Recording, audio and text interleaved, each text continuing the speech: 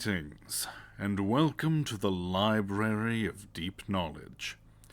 I am Naho the Storyteller, and I have a tale to tell you. Today I am joined by Akani. Hello. And Eva. Hello. And the rest of the library will be stopping by as soon as they're able. Daylight savings time has messed quite a few of us up, it seems. Especially Momo, for whom daylight savings time hasn't actually started yet. Today we will be continuing the story of Tokyo Necro. When we last left Soun and company, they were on the Tokyo Mega Float, and Ryoko was an test undead... of your reflexes. Yes, hello, Wild. I think you should maybe turn that off when you're joining the library stuff. My bad, I really haven't had the chance to turn that off since I just got a new PC. I just kind of got things together. You know, fair. Excuses. I'm just kidding. Good morning.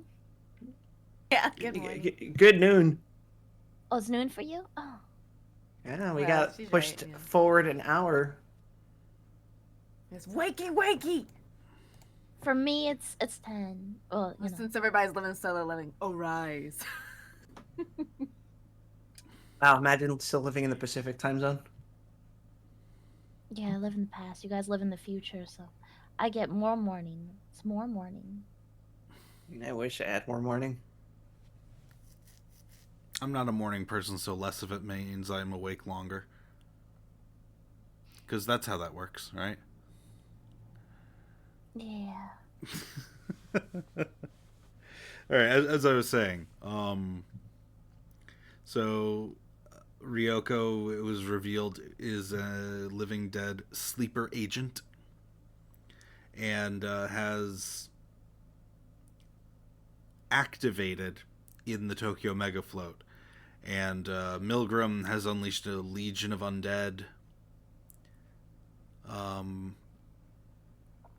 Things are going bad.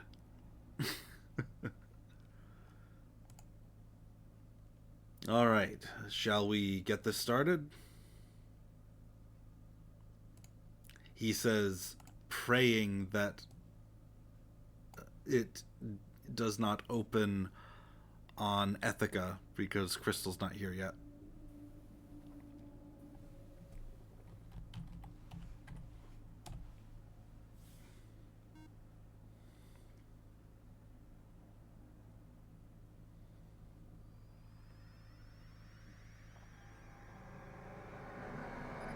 I got back to my computer a little late, so I didn't have time to set up voice mod, so I'm just gonna not.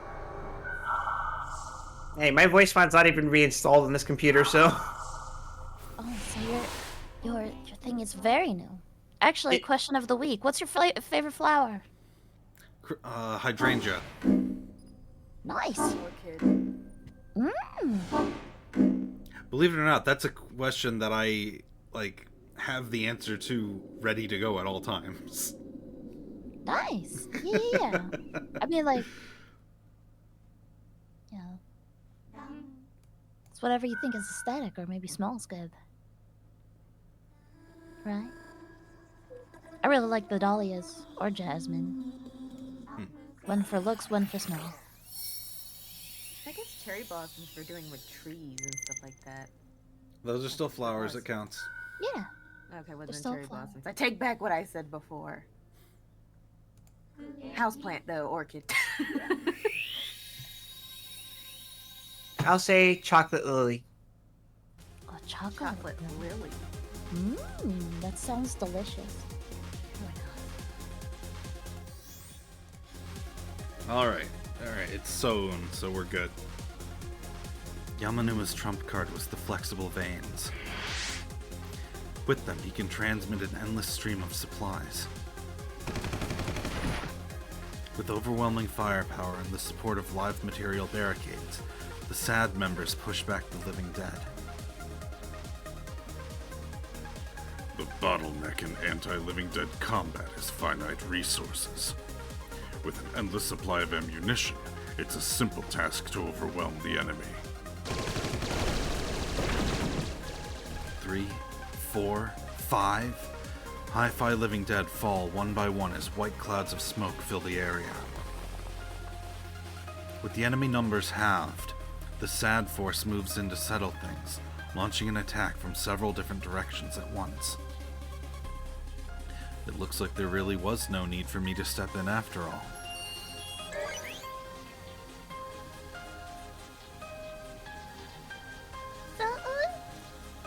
I receive a call on my Conry. I turn my line of sight as indicated by my X-brain and find Iria hiding underneath the stairs leading down from the hall. Sophia Kawarazaki is beside her. I'm coming! Oh god, that sounded way too much like the Chosen One. Chosen one. I'm coming! Chosen one. I'm coming! Chosen one.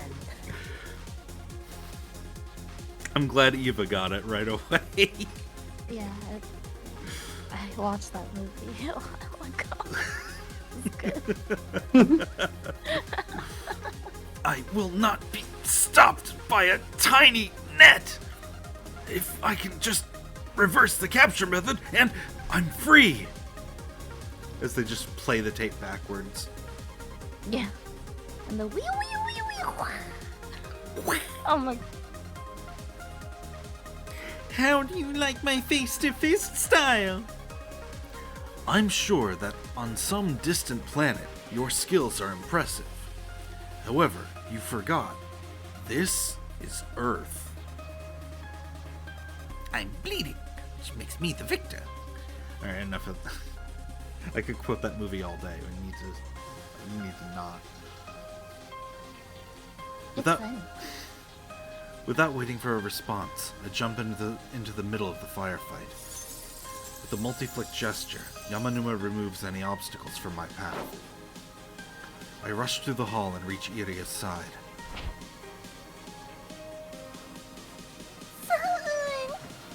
Iria, are you hurt? Subcon saved us. Subcon? Iria looks at me with sadness in her eyes. The tone graph sways violently as it projects from the Conry on her finger.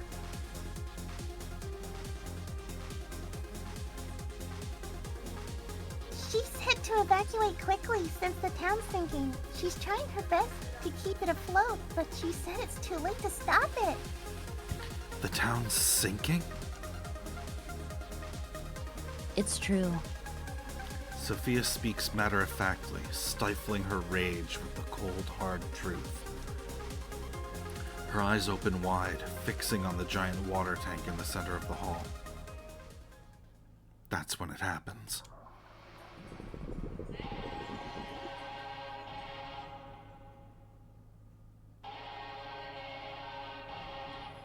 The tank's contents become corrupted. The green fluid filling the giant water tank, the very symbol of the Tokyo Megafloat, suddenly changes color. Dusky red, the color of death. A man calmly stands beside the tank filled with death.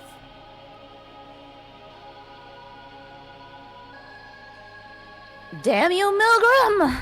Or is that too much? I think that was... I think the emotion behind it was good, even if the delivery was not quite there. I'm sorry, I'm so serious. No apologies. I don't think it was bad.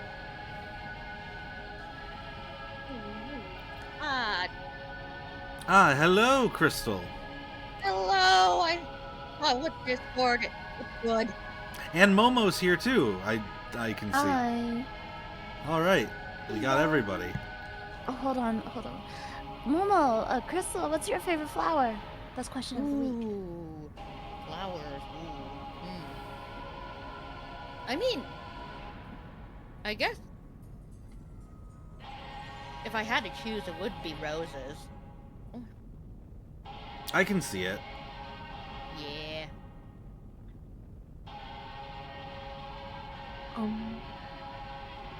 Good question. I like a lot of flowers.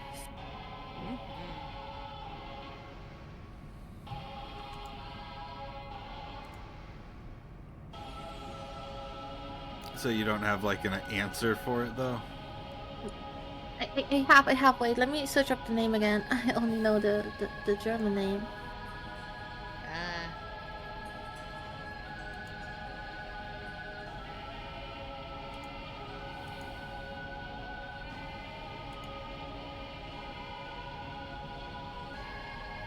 Okay, that's not helping.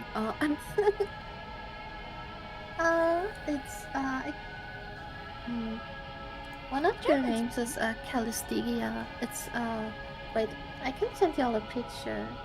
Your in sisters chat. are trying to translate for us. I don't know if they really like count as flowers because they're like mostly on fences, but I mean, some flowers they look just cute. grow like that. I mean, Akani said Yeah. cherry blossoms, and those are part of a tree, but they count because they're flowers.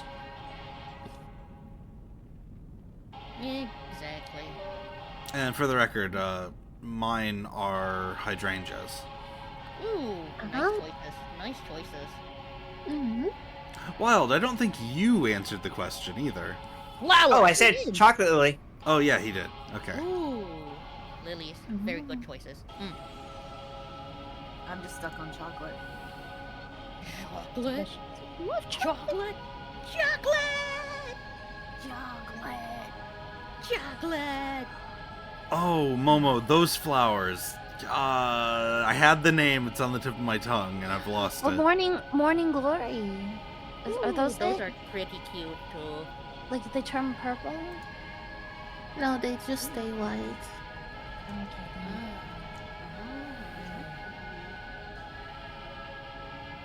I'm not really sure though. I think I've seen those different. I only know like them as Zaunwinde or Calistigia sepium. These are the only names I know the most. Okay, there's a white version of the morning glory. That's similar. Oh. But they come in different colors. So there's the blue one, and there's like a purple one, and there's the white one. They're beautiful.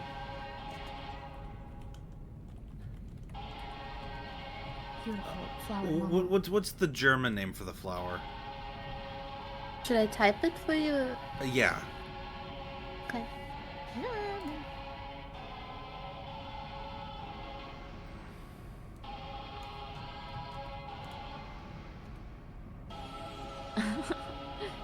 This is what Alzheimer. This is all I found, which is These are the names I know them by.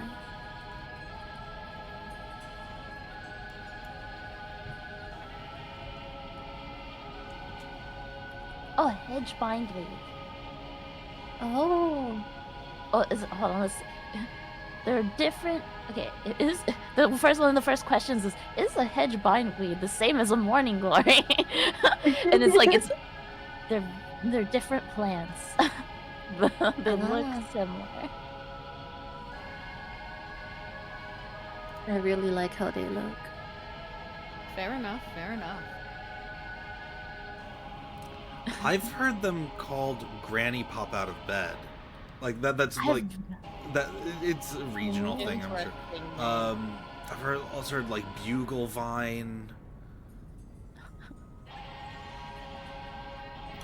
Because you said that it's a vine, right? Mm-hmm. Yeah.